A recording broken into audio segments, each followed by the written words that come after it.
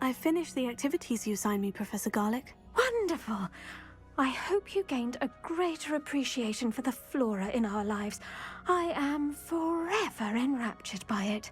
Just yesterday, I spent hours pruning my self-fertilizing shrubs and flutterby bushes. Didn't realize how long I'd been at it until the sun began to set. Well, if there's one thing I love to see more than my plants thriving, it's one of my students doing the same. Now, ready to learn Flipendo? Chin up, keep a light grip, and it's all in the wrist. Let's see you give it a go. You will want to focus with this spell. Nothing as mortifying as knocking back a colleague when all you wanted to do was move a few pots. I gather you break. Wonderfully done! If you'd like to practice a bit more, to do so here. Look at that. You're a natural.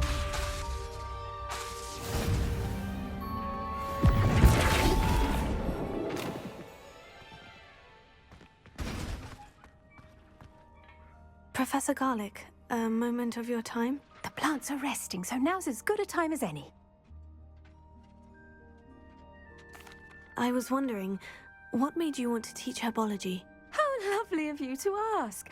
I've always had an affinity for greenery, so this situation is a bit of a dream come true. After graduation, I was thrilled to be asked to step in for my old herbology professor. He'd had a slight accident, you see. Oh dear. A shame for him, but it worked out well for you. Well, he never cared, really cared for the plants, and they could sense it. Oh, you'd be surprised how perceptive a plant can be. At any rate, the trouble began one day when he cut into a wigan tree.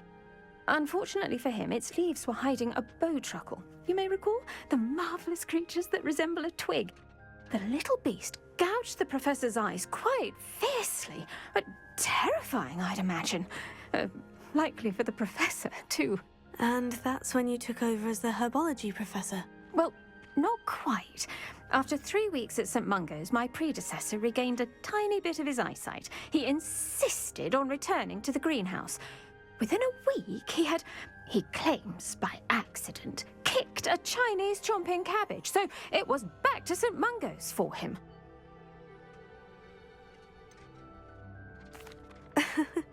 Fair bit of bad luck there, I'd say. Well, I felt awful for him, but I dare say I felt a bit more sympathy for the cabbage. Upon his discharge from the hospital, his indifference to plants had turned to utter disdain. He lost what little patience he had left with a particularly temperamental venomous tentacula and, well, his resulting leave of absence continues to this day. I'm glad everything worked out as it did, and that you're the herbology professor now. Very kind of you to say. I do love these gardens and helping my students grow.